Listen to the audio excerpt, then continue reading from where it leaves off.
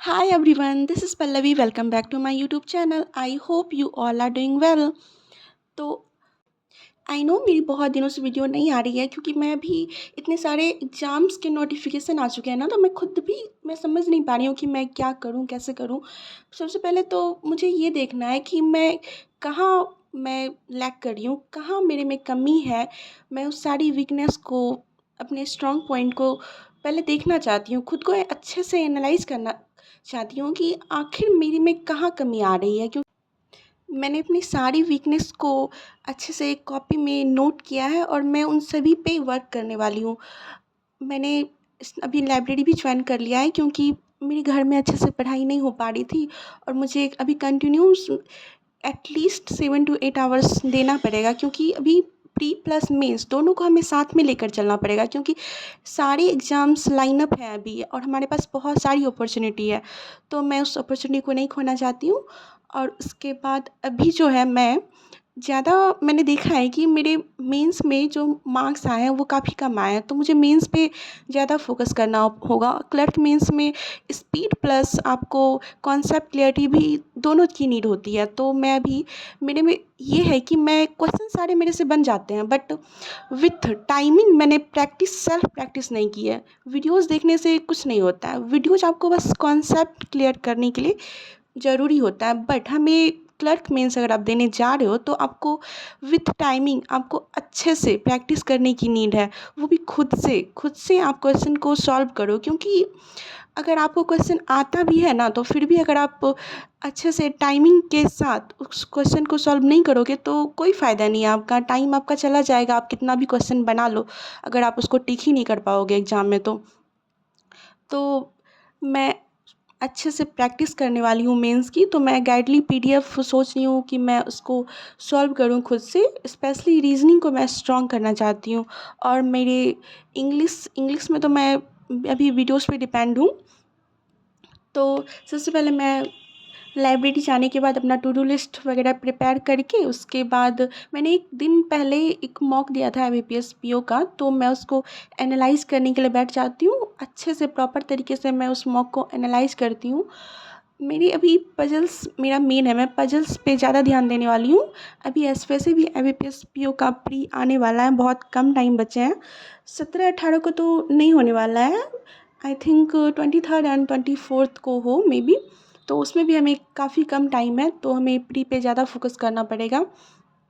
तो मैं सेक्शनल दे रही हूँ, प्री के मॉक लगा रही हूँ और अपनी वीकनेस पे वर्क कर रही हूँ। मैं पजल्स डेली बेसिस पे 10 से 15 लगाने वाली हूँ और लगा रही हूँ, क्योंकि पजल्स मेरा वीक पॉइंट है। पजल्स मेरे से बन जाते हैं, बट मैंने बहुत दिनों से अच्छे से प्रैक्टिस नहीं की है उस पर, तो इसीलिए ऐसा हो रहा है। पजल्स आप कितना भी जानते हो, कितना भी आपसे बन जाता है, बट आपको पजल्स डेली बेसिस पे बनाना पड़ता है, तभी ये आपके हाथ में रहता है। तो मैं अभी मॉक दे चुकी हूँ, आप लोगों को दिखा रही हूँ मेरी रफ शीट। सॉरी, मॉक मैंने दिया नहीं, बल्कि मैंने मॉक को एनालाइज़ किया। मॉक मैंने पहले वाले दिन दिया हुआ था। तो ये रही मेरी वर्कशीट। मैंने यहाँ सारे अच्छे से मॉक को एनालाइज़ किया है प्रॉपर तरीके से। मैंने इसमें काफ़ी टाइम लग जा रहा है, क्योंकि आईबीपीएस पीओ का प्री का जो मॉक होता है ना फुल लेंथ, उसमें मुझे एनालाइज़ करने में ओवरऑल 1 hour 30 minutes इतना लग जा रहा है। और मैं दे रही हूँ क्योंकि अभी मेरे वीकनेस पे हम काम करना है मुझे, और जब तक मैं आइडेंटिफाई नहीं करूँगी अच्छे से तो मैं कैसे काम करूँगी। उसके बाद मैं पजल्स बना लेती हूँ। मैंने बोला ना कि मैं पजल्स की अच्छे से प्रैक्टिस करने वाली हूँ जम के। तो मैंने अभी 15 पजल्स बनाए हैं। मैं पजल्स डेली बेसिस पे बना रही हूँ। तो मैं अभी पजल्स कहाँ से बना रही हूँ मैं आप लोगों को बता दूँ, तो अंकुश लांबा सर की 1000 पजल्स की सीरीज़ जो है, तो मैं उससे भी वीडियो सोर्स से प्रैक्टिस कर रही हूँ। क्योंकि एक होता है ना, मैंने बहुत पहले 1000 पजल सीरीज़ देखी हुई थी, बट कुछ कुछ होते हैं ना, मैं भूल रही थी। तो मैं सोच रही इसी थ्रू मेरी सारी सर की जो बातें हैं, thread method and online methods, सभी मेरी रिवाइज हो जाएगी। तो उसको करने के बाद मैं फिर अड्डा की क्विजेस देती हूँ, स्पीड मैथ की। क्योंकि अभी क्लर्क एसबीआई क्लर्क है, आईबीपीएस क्लर्क है, तो उसमें हमें स्पीड भी मैटर करती है। तो हमें स्पीड मैथ की डेली बेसिस पे 30 मिनट तो एटलीस्ट प्रैक्टिस करनी है। उसके बाद मैं सीयू को अभी लेके चल रही हूँ। तो मैंने सीए स्टडी आईक्यू से कर रही हूँ।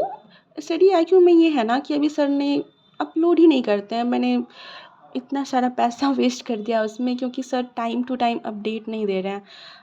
अभी जुलाई 5 जुलाई तक का करंट अफेयर्स में दिया हुआ है, सर ने अपलोड किया है, तो मैं 1 to 5 जुलाई तक का पूरा कंप्लीट कर चुकी थी, उसको रिवीजन कर रही थी अच्छे से।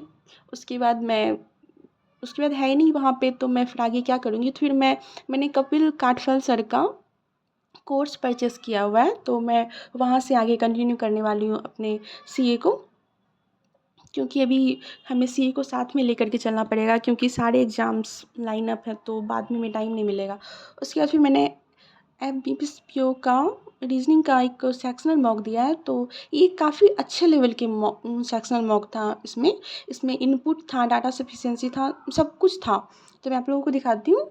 इसमें पजल्स भी काफ़ी अच्छे लेवल की थी। उसके बाद और स्लॉग्स काफ़ी अच्छे थे। इसमें ये था कि डेफिनेटली फॉल्स वाला था। इसमें आपको ट्रू और उसके बाद पॉसिबिलिटी नहीं होगा तो ही वो सही होगा। तो इसमें काफ़ी थोड़ा-सा अच्छे से ध्यान दे कर के बनाना पड़ा, टाइम कंज्यूमिंग था। उसके बाद इनपुट आउटपुट था। इनपुट आउटपुट ये है ना कि ये समझ में आ जाता है इसमें क्या लॉजिक है, बट उसको जो लिखना पड़ता है ना, उसमें टाइम लग जा रहा है। तो मुझे इसकी प्रैक्टिस करनी पड़ेगी, क्योंकि मैंने SBI क्लर्क मेंस के टाइम में इसी में गलती की थी।